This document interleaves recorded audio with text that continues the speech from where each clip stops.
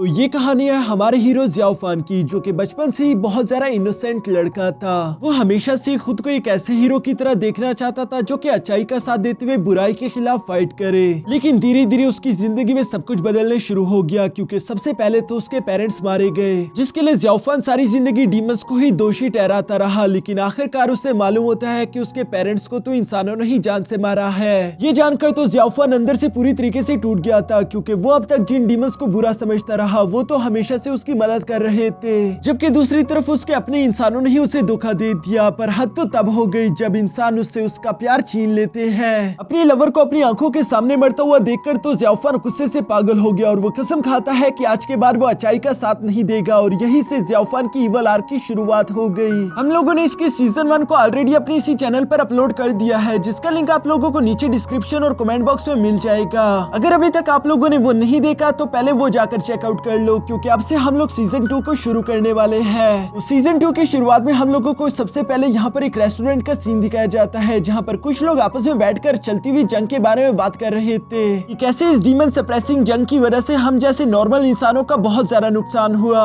यहीं पर इन लोगों के पास में जियांसी और उसके ग्रैंडफादर भी बैठे हुए थे, जो कि लोगों का फ्यूचर देखकर बता सकते थे। जियांसी इन लोगों से बात करते हुए उन्हें दिलासा देने की कोशिश करते हुए कहती है कि सब कुछ ठीक हो जाएगा। तभी दूसरी तरफ उसका ग्रैंडफादर उन लोगों से कहता है कि क्या तुम लोग जानना चाहोगे ये डीमन सप्रेसिंग जंग कैसे शुरू हुई। जियांसी तो उन्हें इस बारे में बात करने से मना करती है, लेकिन बाकी के सब लोग इस जंग की हिस्ट्री के बारे में जानने के लिए काफी ज्यादा उत्सुक थे। इसलिए हम देखते हैं कि ग्रैंडफादर ने यहाँ पर बताना शुरू कर दिया था कि इस जंग की शुरुआत असल में किंग्समैन सेक्ट से हुई, जहाँ पर ज़ियाओफान नाम का एक डिसाइपल रहा करता था और उसे किस्मत से दुनिया का सबसे ज्यादा स्ट्रॉन्गेस्ट मैजिकल वेपन मिल गया, जो कि असल में डीमन सेक्ट को बिलोंग करता था। सिर्फ यही नहीं बल्कि ज़ियाओफान को तो एक डीमन गर्ल से भी प्यार हो गया, जो कि उसके लिए सबसे बुरी खबर थी। लेकिन कहते हैं ना कि कोई भी अपने प्यार को छुपा नहीं सकता, इसलिए किंगमैन सेक्ट के लीडर्स को इसके बारे में सब कुछ मालूम हो चुका था। वो ज़ियाओफान को इस हर एक चीज के लिए सजा देने वाले थे। गोस्ट डीमन सेक्ट के लीडर को ये सब एक बहुत ही ज्यादा अच्छी अपॉर्चुनिटी दिखी, इसलिए गोस्ट किंग ने अपने साथ बाकी के सब डीमन सेक्ट को कंबाइन करते हुए यहाँ किंगमैन सेक्ट पर हमला कर दिया।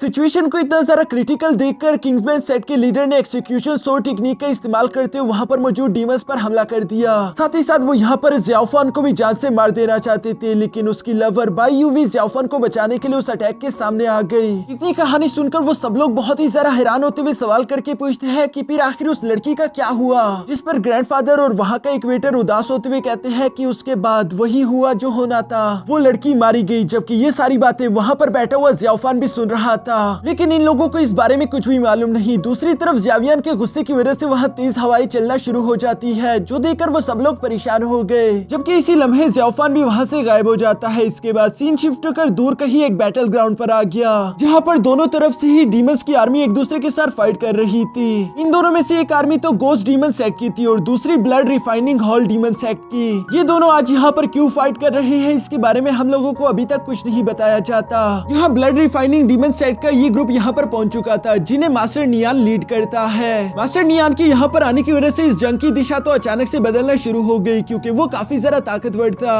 उसकी फाइटिंग एबिलिटीज इतनी ज्यादा बेहतरीन थी कि उसका मुकाबला यहाँ गोस्ट डीमन सेक्ट वाले लोग नहीं कर पा रहे थे। इवन कि जब वो अपनी डीमन आई टेक्निक का इस्तेमाल करता है तब तो सब लोग ही कमजोर पड़ गए। इस कमजोरी को ताकत में बदलने के लिए अचानक ज़ियाओफान ने यहाँ मैदान में कदम रख लिया, जिसने आते साथ ही उस डीमन आई टेक्निक को फौरन वहीं पर फोड़ दिया। मास्टर नियान को इसकी वजह से काफी ज्यादा तकलीफ होती है। ज़ियाओफान के यहाँ जाने की वजह से हम देखते हैं कि उसका ऑरा चारों तरफ फैल चुका था, क्योंकि अब 10 साल गुजर चुके हैं, इसलिए ज़ियाओफान पहले से काफी ज्यादा कूल और खतरनाक लग रहा था। उसके हर एक बढ़ते कदम के साथ वो अपने सामने आने वाले हर एक डीमन को जान से मारता जाता है, जो देखकर तो ब्लड रिफाइनिंग हॉल वाले लोग काफी ज्यादा घबरा चुके थे। ज़ियाओफान भी यहाँ इन लोगों के सामने आकर कहता है कि तुम लोगों का अंत आ गया, हार मान लो, क्योंकि अब तुम लोगों के पास यहाँ से जाने का कोई रास्ता नहीं। यहाँ पर ज़ियाओफान का ये कहर देखकर ब्लड रिफाइनिंग हॉल के सोल्जर्स तो घबरा चुके थे और वो ज़ियाओफान के सामने भीख मांगते हुए कहते हैं कि प्लीज हमें माफ कर दो, हम तुम्हारे सामने भीख मांगते हैं। उन सब के सब लोगों ने ही एक साथ सरेंडर कर लिया था, वो लोग आगे फाइट नहीं करना चाहते। मास्टर नियान भी यहाँ की सिचुएशन देखकर समझ जाते हैं कि वो ज़ियाओफान का कुछ नहीं बिगाड़ सकते, इसलिए वो कहते हैं कि लगता है कि वक्त आ गया कि मुझे अपने ब्लड रिफाइनिंग हॉल को खत्म करना होगा। ये सारी बातें कहते हुए मास्टर नियान आगे की तरफ बढ़ते हुए यहाँ ज़ियाओफान को अपना लीडरशिप टोकन देने वाला था, पर तभी अचानक मास्टर नियान को पीछे से सोर डीमन की आवाज सुनाई देती है, जो कि मास्टर नियान से कह रहा था कि तुम आखिर ऐसा कैसे कर सकते हो? क्या तुम्हें याद नहीं कि ये वही इंसान है जिसने मेरे भाई क्लॉड डीमन को मारा था? हम लोग यहाँ पर मर तो सकते हैं लेकिन अपनी इज्जत को यूं दांव पर नहीं लगा सकते। लेकिन मास्टर नियान तो उसकी बातों से एग्री नहीं करता था। वो निराश होते हुए कहता है कि ठीक है, अगर तुम हार नहीं मानना चाहते तो तुम अकेले ही ब्लड रिफाइनिंग हॉल को लीड करो। ये कहते साथ ही वो लीडरशिप टोकन फौरन से सोर डीमन के हवाले कर देते हैं, जो कहने के बाद उन लोगों ने भी हार मान ली थी। सोर डीमन यहाँ ज़ियाओफान को अपने सामने देखकर काफी ज्यादा घबराया हुआ था। उसे समझ नहीं आ रहा था कि वो क्या करे, क्योंकि ज़ियाओफान वाकई में काफी ज्यादा खौफनाक है और उसके बारे में ये बात बहुत आम हो चुकी कि पिछले 10 साल से ज़ियाओफान ने कभी भी किसी पर रहम नहीं किया। वो अपने सामने लाशों के ढेर बिछा चुका है। सोर डीमन को इस बात का अंदाजा था, लेकिन उसके आगे कुआं पीछे खाई है। वो करे तो आखिर करे क्या। इसलिए सोर डीमन ने अपनी मौत को एक्सेप्ट कर लिया था। वो ज़ियाओफान से कहता है कि ठीक है, आगे बढ़ो और मुझे जान से मार डालो। ये कहते हुए ज़ियाओफान फौरन मूव करता है, जो देखकर तो सोर डीमन ने अपनी आंखें बंद कर दी थी और वो जैसे अपनी आंखें खोलता है उसके सामने कोई भी नहीं खड़ा। सिर्फ सोर डीमन को छोड़कर वहाँ पर मौजूद हर एक डीमन को ज़ियाओफान ने जान से मार डाला था, जबकि खुद ज़ियाओफान यहाँ सोर डीमन के काफी ज्यादा पास खड़ा है। सोर डीमन को ये देखकर कुछ भी समझ नहीं आ रहा। वो यहाँ ज़ियाओफान से कहता है कि आखिर तुम कर क्या रहे हो, तुमने मुझे क्यों छोड़ दिया है, मुझे भी जान से मार डालो। जो सुनकर ज़ियाओफान जवाब देते हुए कहता है कि डरो मत, मैं तुम्हें नहीं मारूंगा। साथ ही ज़ियाओफान सोर डीमन को खुद के साथ चलने के लिए कहता है, जो सुनकर सोर डीमन सरप्राइज होते हुए कहता है कि क्या तुम पागल हो गए हो, पहले तुमने यहाँ पर आकर मेरे पूरे ब्लड रिफाइनिंग हॉल को मिटा दिया और अब तुम चाहते हो कि मैं तुम्हारे साथ चलूं। जिस पर ज़ियाओफान जवाब देते हुए कहता है कि अब तुम्हारा कोई घर नहीं बचा, अगर तुम मेरे साथ आते हो तो तुम जिंदा रह पाओगे। ये कहते हुए ज़ियाओफान आगे की तरफ रवाना हो गया। सोर डीमन तो यहाँ पर ज़ियाओफान को आवाजें देते हुए उसकी इस हरकत की वजह उससे पूछता है, लेकिन ज़ियाओफान उसे कोई जवाब ना देते हुए खामोशी के साथ यहाँ बैम्बू पीक फॉरेस्ट की तरफ आ गया, जहाँ पर एच भी पहले से ही मौजूद है। वो ज़ियाओफान को देखकर तो खुशी खुशी फोन से भागता उसके पास आ जाता है, जबकि दूसरी तरफ ज़ियाओफान काफी जरा उदास लग रहा था। वो अपने पुराने घर यानी बैम्बू पीक की तरफ देखते हुए उनके साथ गुजारे हुए लम्हों को याद करता है। कुछ देर यहाँ रुकने के बाद ज़ियाओफान वहाँ से रवाना हो गया। ज़ियाओफान की यहाँ पर एनर्जी स्पिरिचुअल ड्रैगन ने भी महसूस कर ली थी। इसी वजह से ज़ियाओफान की डिमोनिक एनर्जी उसे गुस्से से पागल कर देती है, जहाँ पर वो पानी से निकलते हुए फौरन अपने सामने मौजूद डिसाइपल्स पर हमला करना शुरू कर चुका। यहाँ इन डिसाइपल्स के साथ इस वक्त ब्रदर ज़ेंग और ब्रदर कीहाओ भी मौजूद थे, जहाँ पर ब्रदर ज़ेंग ने अपने पंखे का इस्तेमाल करते हुए यहाँ स्पिरिचुअल ड्रैगन पर अटैक कर दिया। साथ ही साथ कीहाओ भी अपने सोर्ड स्लैश का इस्तेमाल करते हुए वहाँ पर पानी को फ्रीज कर देता है, ताकि वो स्पिरिचुअल ड्रैगन को काबू कर सके। लेकिन वो लोग इसमें कामयाब नहीं हो पाते और स्पिरिचुअल ड्रैगन ने उल्टा इन लोगों पर ही हमला कर दिया था। पर तभी अचानक लास्ट मोमेंट पर वहाँ मिस ज़ुई आ गई थी, जो कि पहले से काफी जरा बड़ी और खूबसूरत हो चुकी थी। साथ ही साथ वो अपनी सो टेक्निक्स का इस्तेमाल करते हुए वहाँ उस अटैक को ब्लॉक कर देती है। अब तक ज़ियाओफान यहाँ किंग्समैन सेट के एरिया से दूर जा चुका था, इसलिए उसकी डिमोनिक एनर्जी भी खत्म हो गई, जिसकी वजह से स्पिरिचुअल ड्रैगन वापस से होश में आ गया। स्पिरिचुअल ड्रैगन के जाने के बाद ब्रदर ज़ेंग और ब्रदर कीहाओ दोनों ही यहाँ पर मिस ज़ुई का शुक्रिया अदा करते हैं, लेकिन वो साथ ही साथ इस बात को लेकर काफी जरा हैरान थे कि अचानक से स्पिरिचुअल ड्रैगन को हो क्या गया था। वैसे तो कभी भी ये इस तरह से बिहेव नहीं करता। मिस ज़ुई भी यहाँ पर सोचते हुए इसी सवाल का जवाब ढूंढ रही थी। इसके बाद सीन शिफ्ट होकर वापस से ज़ियाओफान पर आ गया, जो कि यहाँ बियाओ से मिलने के लिए आया हुआ था। हमें ये बात अच्छे से मालूम है कि बियाओ पूरी तरीके से मरी नहीं थी, बल्कि उसकी सोल यहाँ गोल्डन बेल्स में एब्सॉर्ब हो चुकी है। इसीलिए हम लोग एक तरह से कह सकते हैं कि बियाओ अभी तक अनकॉन्शियस है, वो पूरी तरीके से मरी नहीं। शायद ही ज़ियाओफान किसी तरीके से उसे दोबारा जिंदा कर पाए। और यहाँ ज़ियावियन की ये तो आदत बन चुकी है, वो डेली यहाँ बियाओ से मिलने के लिए आया करता था। वो उससे दिन भर की बातें करता है, जैसे आज के दिन ज़ियाओफान बियाओ से कहता है कि आज मैंने तुम्हारे फादर के लिए दोबारा से एक सेट को जाकर पूरी तरीके से खत्म कर दिया। मैं पूरी तरीके से कोशिश कर रहा हूँ कि मैं तुम्हारी फादर की मदद कर सकूँ। साथ ही साथ वो बताता है कि कैसे मैं जोंग माउंटेन पर गया हुआ था, वही जगह जहाँ पर पहली दफा हम लोगों की मुलाकात हुई थी, और वहीं पर मैंने ब्लड रिफाइनिंग सेट को पूरी तरीके से तबाह कर दिया। वहाँ पर मौजूद आखिरी आदमी को भी मैं जान से मारने वाला था, लेकिन तभी अचानक मुझे तुम याद आ गई और मैंने उसकी जान बख्श दी। पता नहीं मुझे क्या हो गया था। मैं कभी भी किसी पर रहम नहीं करता, लेकिन मेरे दिल ने कहा कि मैं उसे जिंदा छोड़ दूं और मैंने छोड़ दिया। साथ ही ज़ियाओफान उसे ये भी बताता है कि मैं बैम्बू पीक फॉरेस्ट में गया था, वही जगह जहाँ पर हम बैठकर खाना खाते थे। वो जगह बिल्कुल नहीं बदली। यहाँ पर इस तरह से बातें करते हुए ज़ियाओफान काफी जरा इमोशनल हो गया था, क्योंकि उसे बियाओ की बहुत याद आ रही थी। बाहर से बियाओ की आंट भी ये सारी बातें सुन लेती है। तभी अचानक वहाँ पर एक वॉरियर आ गया, जो कि बियाओ की आंट से पूछते हुए कहता है कि ज़ियाओफान कहाँ पर है, गोस्ट किंग उनसे मिलना चाहते हैं। बियाओ की आंट जवाब देते हुए कहती है कि ज़ियाओफान बियाओ के साथ वक्त गुजार रहा है, मुझे नहीं लगता कि तुम्हें इस वक्त के दौरान उसे परेशान करना चाहिए। ये कहते हुए वो वहाँ से रवाना हो गई। दूसरी तरफ सीन शिफ्ट होकर यहाँ जिन्यू पर आ जाता है, जो खुद भी 10 साल के बाद काफी जरा बड़ा और अजीब लग रहा था। उसकी शक्ल पहले जैसी नहीं रही। साथ ही साथ जिन्यू ने अब अपनी सोर्ड ड्रैगन को पहले से भी ज्यादा अच्छी तरीके से मास्टर कर लिया था। वो मार्शल आर्ट्स में पहले से ज्यादा बेहतर हो चुका है। साथ ही पिछले 10 साल से जिन्यू को एक दूसरा मास्टर ट्रेनिंग करवा रहा था, जो कि दिखने में काफी जरा ओल्ड थे, और जिन्यू उनकी बहुत ही रिस्पेक्ट भी किया करता है। ऐसा लगता है जैसे कि वो मास्टर जिन्यू के साथ काफी अच्छे थे। हम देखते हैं कि वो वो मास्टर यहाँ पर जिन्यो से कहता है कि आज की तुम्हारी ट्रेनिंग पूरी हुई, इसलिए मैं चाहता हूँ कि तुम भी तोंगटियान पीक जाओ, क्योंकि वहाँ पर काफी ज्यादा न्यू जनरेशन के डिसाइपल्स इकट्ठा हो रहे हैं, जहाँ पर एक न्यू ट्रेजर समन होने वाला था और उसको हासिल करने के लिए वहाँ पर कई सारे डीमंस भी आएंगे। जिन्यो यहाँ पर अपने मास्टर की बात सुनकर उन्हें कहता है, ठीक है मास्टर, जैसा आपका हुक्म, मैं वहाँ पर जाऊंगा और मैं आपसे वादा करता हूँ कि मैं अपनी सोर्ड का इस्तेमाल करते हुए सब डीमंस को मिटा दूंगा। ये कहते हुए जिन्यो अपने मास्टर को रिस्पेक्ट पेश करते हुए वहाँ से रवाना हो गया, जिसके वहाँ से जाने के बाद मास्टर जुआन यहाँ ओल्ड मास्टर से मिलने के लिए पहुंच गए थे। इसके बाद सीन शिफ्ट होकर दूसरी तरफ यहाँ गोस्ट किंग पर आ गया, जो कि गोस्ट डीमन सेट का लीडर भी है और उसने ज़ियाओफान को यहाँ अपने पास बुलवाया हुआ था। वो ज़ियाओफान को देखकर कहता है कि ज़ियाओफान, लगता है कि तुम अब रहम दिल हो गए, क्योंकि मुझे मालूम है कि तुमने ब्लड रिफाइनिंग हॉल के सब लोगों को जान से मारने के बाद वहाँ एक आदमी को जिंदा छोड़ दिया। जो सुनकर ज़ियाओफान उन्हें कोई जवाब नहीं देता कि आखिर वो ये क्यों कर रहा है। दूसरी तरफ हम देखते हैं कि गोस्ट किंग ज़ियाओफान से कहता है कि इन बातों से वैसे कोई फर्क नहीं पड़ता, हम लोगों का मकसद ये था कि हम लोग सारे डीमन सेट्स पर हमला करके उन्हें अपने साथ कंबाइन करते हुए खुद को ताकतवर कर सके, जिसमें धीरे धीरे हम लोग कामयाब भी हो रहे हैं। लेकिन मुझे एक और अपॉर्चुनिटी दिखी है। मुझे कुछ खबरियों की वजह से मालूम है कि टोंगटियान पीक के पास वेस्टर्न स्वॉम्प पे एक ट्रेजर समन होने वाला है, जो ट्रेजर बहुत ही ज्यादा पावरफुल और खतरनाक होगा। हर कोई उस ट्रेजर को हासिल करना चाहता है। इस वक्त हम लोगों के लिए सबसे बड़ी प्रॉब्लम है चैंगशन डीमन हॉल, क्योंकि चैंगशन डीमन हॉल पिछली फाइट के दौरान काफी ज्यादा कमजोर हो चुका था, इसलिए वो इस ट्रेजर को हासिल करके खुद को ताकतवर करना चाहते हैं। ज़ियाओफान उनकी सारी बातें सुनकर जवाब देते हुए कहता है कि चैंगशन डीमन हॉल का लीडर है यू यांग, और यू यांग की यही सबसे बड़ी बुरी बात है कि वो कभी भी किसी की बात नहीं सुनता। अगर हम लोग उसे अपने साथ मिलाने की कोशिश करेंगे तो वो हमारी बात नहीं मानेगा, बल्कि वो तो खुद के सेट को हमारे गोस्ट डीमन सेट से भी ज्यादा ताकतवर करना चाहता है। यहाँ ज़ियाओफान की मुंह से ये बातें सुनकर गोस्ट किंग उससे सवाल करते हुए पूछता है, तो बताओ आखिर तुम्हारा क्या जवाब है, हमें उसके साथ क्या करना चाहिए। जिस पर ज़ियाओफान जवाब देते हुए कहता है कि मैं तो कहता हूँ कि हमें यू यांग को जान से मार देना चाहिए, हम उसे रास्ते से हटा देंगे, तब हमारे रास्ते में कोई प्रॉब्लम नहीं आएगी। इवन जो बाकी छोटे डीमन सेक्ट होंगे वो भी हमारे साथ मिलने के लिए तैयार हो जाएंगे, क्योंकि उनके दिलों में हमारा खौफ बैठ जाएगा। गोस्ट किंग उसकी ये बातें सुनकर कहता है कि वाओ ज़ियाओफान, तुमने वाकई में मुझे इम्प्रेस कर दिया, तुम बिल्कुल मेरी तरह सोचने लगे हो। ये सारी बातें कहते हुए गोस्ट किंग आगे की तरफ आकर ज़ियाओफान से कहता है, चूंकि तुम इस मिशन की अहमियत को अच्छे से समझते हो, इसलिए मैं चाहता हूँ कि तुम वेस्टर्न स्वॉम्प की तरफ जाओ, जहाँ से तुम्हें वो ट्रेजर लाना होगा। साथ ही साथ तुम्हें चैंगशन डीमन हॉल का भी सफाया करना होगा। इस काम के दौरान तुम्हारी कुछ और लोग भी मदद करेंगे। मैंने पहले ही वांदू सेक्ट और साथ ही साथ ही हुआन सेक्ट से तुम्हारे लिए बात कर ली है। ये कहते साथ ही उन्होंने यहाँ ज़ियाओफान को एक लिफाफा पकड़ा दिया, जिसके अंदर गोस्ट किंग की तरफ से एग्रीमेंट लेटर है। ज़ियाओफान इस लिफाफे को लेने के बाद वहाँ से मिशन के लिए रवाना होने लग गया।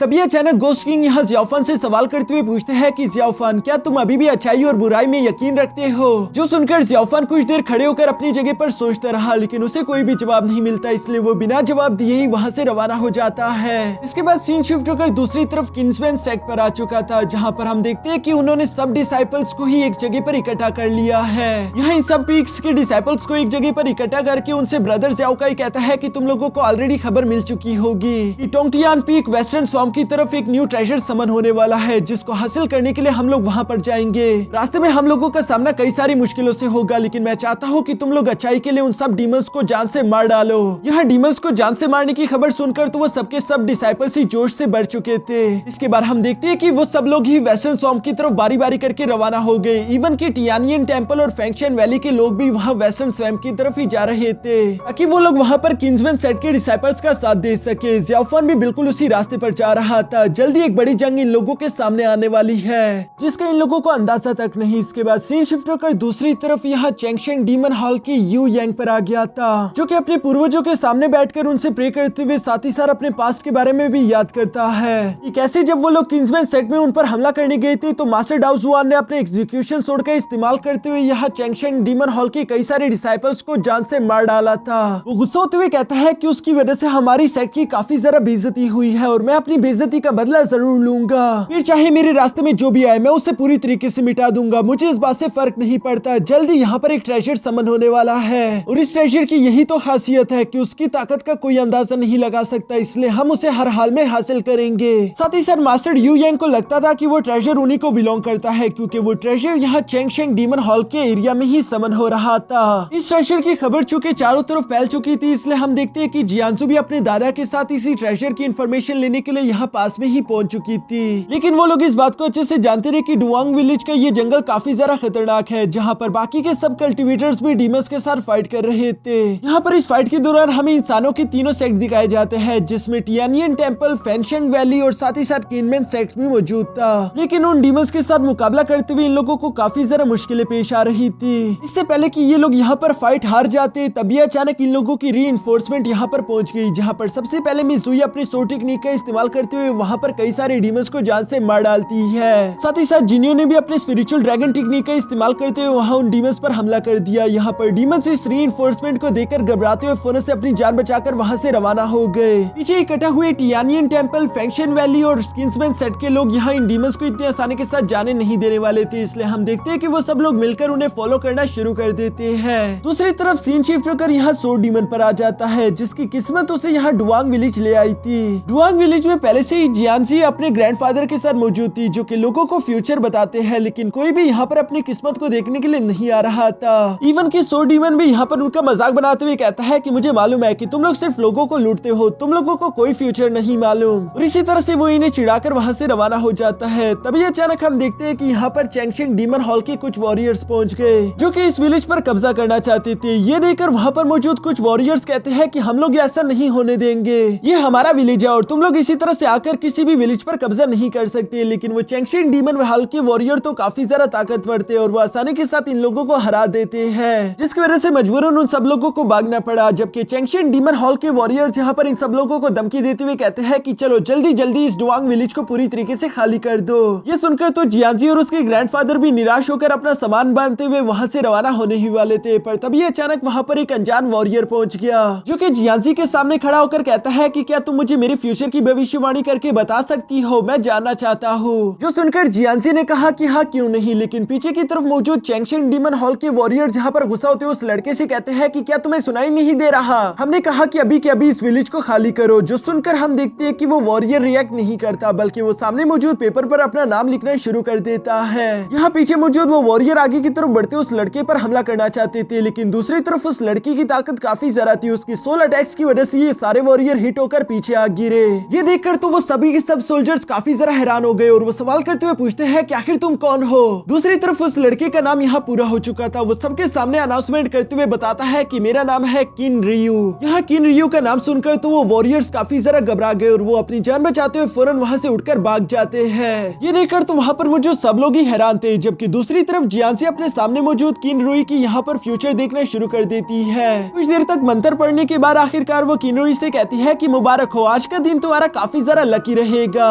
जो सुनकर तो रियू भी काफी जरा खुश हो गया और वो यहाँ पर जियांजू का शुक्रिया अदा करता है। दूसरी तरफ उसका ग्रैंडफादर यहाँ पर आगे की तरफ बढ़ते हुए रियू से कहता है कि इसके हुए टोटल 10 कॉइन्स, जिस पर रियू ने तो खुश होते हुए 10 की बजाय 20 सिल्वर कॉइन्स दे दिए थे और वो कहता है कि मैं यहाँ अपने दोस्त की भी किस्मत के बारे में जानना चाहता हूँ, जिसका नाम है गोस्टली। मुझे लगता है कि वो आने वाले फ्यूचर में फाइट के दौरान मारा जाएगा, तो क्या आप उसकी किस्मत देखकर बता सकते हो। यहाँ वो भी ये सब कह ही रहा था, जैसे ही उसने गोस्टली का नाम लिया चारों तरफ मौसम बदलना शुरू हो जाता है। तेज तेज हवाएं चलना शुरू हो गई थी, जिसकी वजह से जियांजू के पेपर्स अभी उड़ने ही वाले थे, लेकिन तभी अचानक वहाँ ज़्याओफान पहुंच गया, जो कि उन पेपर्स को पकड़ते हुए संभाल चुका। साथ ही साथ वो इन एक पेपर्स पर अपना नेम लिखना शुरू हो जाता है। जहाँ अपना नेम लिखने के बाद ज़्याओफान यहाँ जियांजू से कहता है कि लो मेरी भी किस्मत देखकर बताओ कि मेरा फ्यूचर कैसा होगा। जहाँ जियांजू जैसे ही ज़्याओफान का नाम पढ़ती है तो ज़्याओफान ने वहाँ पर अपना नाम गोस्टली लिखा था। असल में 10 साल पहले ही ज़्याओफान जब डीमन सेट को ज्वाइन कर चुका था, तभी उसने अपना नाम चेंज करके गोस्टली रख लिया है। यहाँ पर चारों तरफ हर कोई ही गोस्टली से काफी जरा डरता है। दूसरी तरफ जियांजू को वैसे इस बात की जरा फिक्र नहीं थी। वो गोस्टली से कहती है कि मैं तुम्हारी किस्मत के बारे में कुछ भी देखकर नहीं बता पा रही, मुझे नहीं लगता कि ऐसा कोई नाम भी एग्जिस्ट करता है। अब झूठ मत बोलना कि तुम भी एक गोस्ट हो। वैसे मैं जानना चाहती हूँ कि तुमने आखिर अपना नाम इतना जरा सैड क्यों रखा। यहाँ वो भी ये सब कह रही थी। दूसरी तरफ हम देखते हैं कि रियो ने भी यहाँ पर कड़वी कड़वी बातें करना शुरू कर दी थी, जहाँ वो ज़्याओफान को ही टारगेट कर रहा था। इन बातों को सुनकर कोई भी बता दे कि ज़्याओफान और रियो की भी जरा अच्छी दोस्ती नहीं, बस वो लोग सिर्फ ये काम मिलकर इसीलिए कर रहे हैं क्योंकि उनके लीडर्स ने ये बोला था। इन दोनों के दरमियान यहाँ पर यूं ही टेंशन का माहौल बनता ही जा रहा था। इससे पहले कि ये दोनों फाइट शुरू कर पाते, तभी अचानक वहाँ एक तीसरी लड़की आ गई। असल में जैसे गोस्ट किंग ने ज़्याओफान को बताया था कि मैंने वानडू सेक्ट और साथ ही साथ ही हुआन सेक्ट से बात कर ली है, वो लोग भी तुम्हारी इस मिशन में मदद करेंगे। तो ये दोनों वॉरियर बिल्कुल उन्हीं दोनों सेक्ट से आए हैं और इन तीनों ने मिलकर ही ये मिशन पूरा करना होगा। यहाँ पर उस लड़की को अचानक से देखकर रियू फाइट करने का इरादा तर्क कर देता है। मौसम भी पूरी तरीके से साफ हो चुका था। रियू ज़्याओफान से माफी मांगते हुए कहता है कि चलो हम लोग जिस मिशन पर आए उसे पूरा करते हैं। ये कहते हुए रियो और वो लड़की तो यहाँ से रवाना हो गई। दूसरी तरफ ज़्याओफान अपने सामने मौजूद जियांजी की तरफ देखते हुए कहता है कि तुम तो वही लड़की हो, लेकिन तुम अब पहले से काफी जरा बड़ी हो गई। जियांजी ने बेशक यहाँ ज़ियाओफान को नहीं पहचाना, लेकिन ज़ियाओफान उस लड़की को पहचानता था, क्योंकि हमें ये बात पहले भी मालूम है कि ज़ियाओफान इस लड़की और उसके ग्रैंडफादर से मुलाकात कर चुका है। अब 10 साल पहले जियांजी एक छोटी सी बच्ची हुआ करती थी जो कि काफी जरा शरारती थी, लेकिन ज़ियाओफान उसे पसंद आया था। यहाँ ज़ियाओफान की ये बातें सुनकर तो जियांजी भी थोड़ी सी सोच में पड़ गई थी कि आखिर वो इस लड़की के बारे में क्या जानती है। यहाँ ज़ियाओफान के जाने के बाद अचानक ही हम देखते हैं कि वहाँ सोर्ड डीमन आ चुका था, जो कि जियांजी से कहता है कि लड़की मेरी भी किस्मत देखकर बताओ कि फ्यूचर मेरा कैसा होगा। लेकिन दूसरी तरफ ऐश को तो सोर्ड डीमन बिल्कुल भी पसंद नहीं, वो तो उस पर चिढ़ना शुरू हो गया। सोर्ड डीमन ये देखकर कहता है कि अरे बंदर के बच्चे मेरे सामने से हट जा, इससे पहले कि मैं तेरी जान ले लूं। दूसरी तरफ जियांजी यहाँ सोर्ड डीमन से कहती है कि वैसे तुम क्या जानना चाहते हो, जिस पर सोर्ड डीमन बताता है कि तुम मेरे फ्यूचर के बारे में बताओ कि आखिर मैं फ्यूचर में कितने बड़े बड़े कारनामे करने वाला हूँ। जियांजी उसके माथे की तरफ देखते हुए कहती है कि तुम्हारे माथे पर 3 लाइंस ये बात साफ कर देती है कि तुम कुछ ज्यादा खास इंसान नहीं हो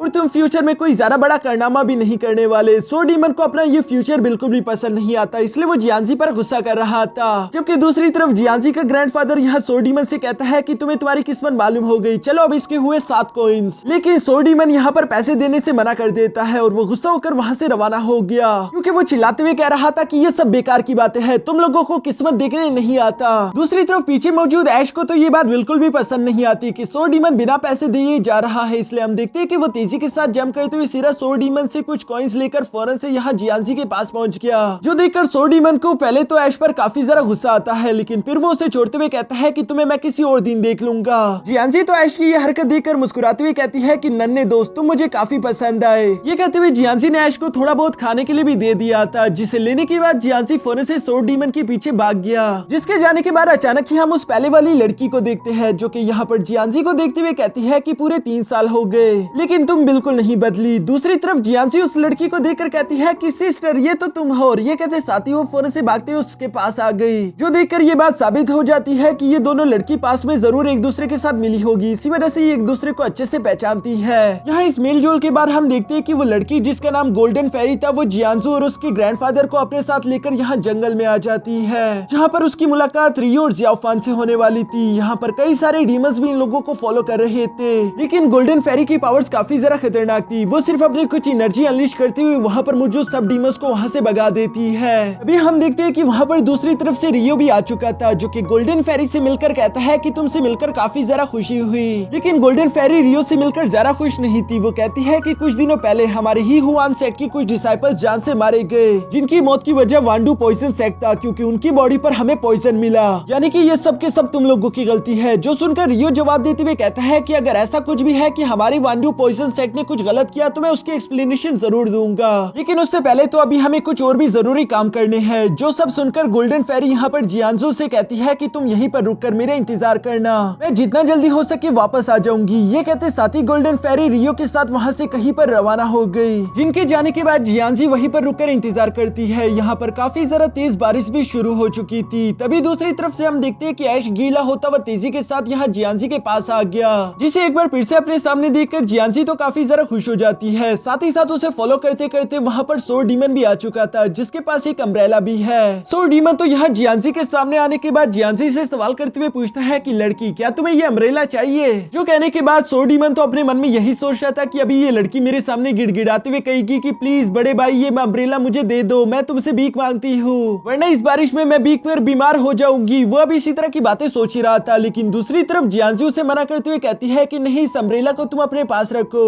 मैं नहीं चाहती कि तुम गीला हो जाओ। ये सारी बातें सुनकर तो उसके सारी उम्मीदों पर पानी फिर गया। वो गुस्सा होते हुए कहता है कि ये लड़की बहुत बड़ी चुड़ैल है, ये जानती थी कि मैं क्या सोच रहा हूँ और ये मुझे बिल्कुल भी खुश होता हुआ नहीं देख सकती। ये सारी बातें वो गुस्सा होते हुए सोच रहा था, लेकिन साथ ही साथ उसके दिल में एक थोड़ी बहुत नरमाहट भी अब आ चुकी थी। वो अब दिल का अच्छा होने लगा है। इसलिए हम देखते हैं कि वो यहाँ पर बिना कोई बात करते हुए अपना अम्ब्रेला खुद ही जियांजी के सर पर रखते हुए कहता है कि लो इसे ले लो, जिसे आखिरकार जियांजी ने एक्सेप्ट कर लिया था। सोर्ड डीमन वहाँ से जाने लगता है, लेकिन जियांजी उसकी तारीफ करते हुए कहती है कि तुम काफी जरा अच्छी इंसान हो। यह अच्छा इंसान वाला वर्ड सुनकर तो सोर्ड डीमन को बहुत ही गुस्सा आ गया और वो गुस्सा होते हुए कहता है कि मुझे अच्छा इंसान मत कहो, मैं बिल्कुल भी अच्छा नहीं हूँ, बल्कि मैं तो इवल हूँ, मैंने बुराई में डिग्री ले रखी है। वो यहाँ पर इसी तरह की बातें कर ही रहा था, जबकि दूसरी तरफ जियांजी का ग्रैंडफादर उसकी बातें सुनकर उस पर हंसता है, जो देखकर तो सोर्ड डीमन को और भी जरा गुस्सा आ रहा था। इसलिए वो उस बूढ़े की तरफ आते हुए कहता है कि क्या तुम मुझसे मार खाना चाहते हो? उसकी ये बातें सुनकर तो वो बुढ़ाऊ नीचे की तरफ गिर जाता है, जिसे गिरता हुआ देखकर तो अब इस सोर डीमन ने ही हंसना शुरू कर दिया था। यहाँ एक प्यारा सा सीन क्रिएट हो जाता है जो कि इस बात को शो कर रहा था कि सोर डीमन का दिल अब थोड़ा सा नरम होने लगा है। कुछ देर गुजरने के बाद आखिरकार बारिश थम चुकी थी, जो देखकर जियांजी तो काफी जरा खुश हो गई। ऐश भी उसके साथ अभी खेल ही रहा था, तभी अचानक ऐश की नजर पीछे मौजूद पानी पर पड़ गई, जिसमें हलचल देखकर वो घबरा गया। वो जियांजी को सामने से हटने के लिए कहता है, क्योंकि अचानक उस पानी के अंदर से एक क्रीचर निकलते हुए सीधा जियांजी पर अटैक कर रहा था। लेकिन लास्ट मोमेंट पर हम देखते हैं कि ज़ियाओफन वहां पर पहुंच चुका था, जो कि अपनी एबिलिटीज का इस्तेमाल करते हुए यहाँ उस अटैक को ब्लॉक कर देता है। यह अटैक असल में एक फिशमैन क्लैन का वॉरियर करने वाला था, जो कि वापस से पानी में गिरकर वहां से दूर भाग रहा था। लेकिन तभी अचानक गोल्डन फेरी भी वहां पर पहुंच चुकी थी, जो कि जियांजी पर ऐसा अटैक होता हुआ देखकर गुस्से में आ गई। इसलिए हम देखते हैं कि उसने ज़ियाओफन के साथ मिलकर उस फिश डीमन को जान से मार दिया। रियो भी अब तक यहाँ पर पहुंच चुका था, जो कि ज़ियाओफन का मजाक उड़ाते हुए कहता है कि तुम तो लगता है कि डर गए थे। ज़ियाओफन उसके इस मजाक पर कोई जवाब नहीं देता, जबकि दूसरी तरफ वो जोशी यहाँ पर इन तीनों को एक साथ देखकर सरप्राइज होते हुए कहता है कि ये तीनों पावरफुल वॉरियर एक साथ क्या कर रहे हैं। लेकिन चूंकि वो इन लोगों से सवाल नहीं कर सकता, इसलिए वो बात को बदलते हुए कहता है कि आखिर ये तो एक फिशमैन क्लैन का वॉरियर है, फिर ये यहाँ पर क्या कर रहा है, क्योंकि फिशमैन क्लैन तो यहाँ से हजारों मील दूर माउंटेन्स पर रहते थे। ये सारी बातें सुनकर ये तीनों समझ जाते हैं कि शायद ये फिशमैन क्लैन भी यहाँ पर उसी ट्रेजर को हासिल करने के लिए आए होंगे, या हो सकता है कि इन लोगों ने चैंगशेन डीमन हॉल के साथ हाथ मिला लिया हो। लेकिन अब इन बातों से कोई फर्क नहीं पड़ता। हम देखते हैं कि ज़ियाओफन और रियो तो वहां से रवाना हो गए, जबकि पीछे की तरफ गोल्डन फेरी यहाँ पर जियांजी से कहती है कि जियांजी, चाहे फ्यूचर में कुछ भी हो जाए, अगर तुम्हारा सामना इन दोनों वॉरियर से हो गया तो अपना रास्ता बदल लेना। मैं नहीं चाहती कि तुम इन दोनों वॉरियर के सामने भी आओ, क्योंकि ये बहुत ही ज्यादा खतरनाक है। जियांजी गोल्डन फेरी की बात सुनकर कहती है कि ठीक है सिस्टर, जैसा तुम कहो। यहाँ दूसरी तरफ सीन शिफ्ट होकर चैंगशेन डीमन हॉल आ चुका था, जहाँ पर हम देखते हैं कि एक वॉरियर मास्टर यू यांग के पास आकर उन्हें सारी खबरें दे देना शुरू कर देता है। हमारा भेजा हुआ फिशमैन तो मारा गया, लेकिन अब ये बात साबित हो चुकी है कि गोस्ट क्लैन और साथ ही साथ वांडू पॉइजन क्लैन, ही हुआन सेक्ट, इन तीनों ने ही एक साथ हाथ मिला लिया है। इसके अलावा इंसानी सेक्ट्स भी यहाँ पर धीरे धीरे करके अपनी रीइंफोर्समेंट लाते हुए हम पर हमला करने के लिए आ रहे हैं। ये सारी बातें सुनकर यू यांग खफा नहीं बल्कि उल्टा खुश हो जाता है, क्योंकि उसने पहले ही इन सब लोगों के लिए अपना जाल बिछा कर रखा हुआ था। वो यहाँ पर अपने सर्वेंट से कहता है कि इन सब लोगों को आने दो, क्योंकि इनमें से यहाँ पर कोई भी जिंदा बचकर वापस नहीं जाएगा। यहाँ दूसरी तरफ हम ज़ियाओफन और उसके साथ सोर डीमन को देखते हैं। दोनों ही आगे की तरफ चल रहे थे, तभी अचानक सोर डीमन ने एक स्नेक पर पैर रख दिया, जिस स्नेक को देखकर तो सोर डीमन की हालत ही खराब हो चुकी थी। जबकि ऐश भी उसकी इज्जत का फलूदा करने के लिए यहाँ ज़ियाओफन को उसकी की हुई हरकतें के बारे में बताना शुरू कर देता है। ज़ियाओफन बहुत ही जरा गौर से ऐश की हरकतें देख रहा था, जहाँ ऐश ज़ियाओफन को बताता है कि कैसे बहुत ही तेज बारिश हो रही थी और इस सोर डीमन ने अपना छाता लाकर उस प्यारी सी लड़की को दे दिया। मुझे लगता है कि ये उस लड़की पर लाइन मार रहा था। सोर डीमन को तो ऐश की ये हरकतें देखकर बहुत ही गुस्सा आ रहा था और वो गुस्सा होते हुए कहता है कि इस बंदर की मत सुनो, ये बंदर पागल हो चुका है। जबकि दूसरी तरफ ज़ियाओफन यहाँ पर सोर डीमन की तरफ देखते हुए कहता है कि वैसे तुमने मुझे सरप्राइज कर दिया, मैंने कभी नहीं सोचा था कि तुम जैसा डीमन भी कभी अच्छा हो सकता है। सोर डीमन ज़ियाओयन की मुंह से अच्छी वाली बात सुनकर गुस्सा होते हुए कहता है कि यार तुम इस तरह की बातें बंद करो, तुम तो अच्छे से जानते हो कि मैं कितना बड़ा ईवल हूँ। मैंने अपने पास में 800 से लेकर 1000 लोगों को जान से मार डाला था, उन लोगों का खून अभी भी मेरे हाथों पर है।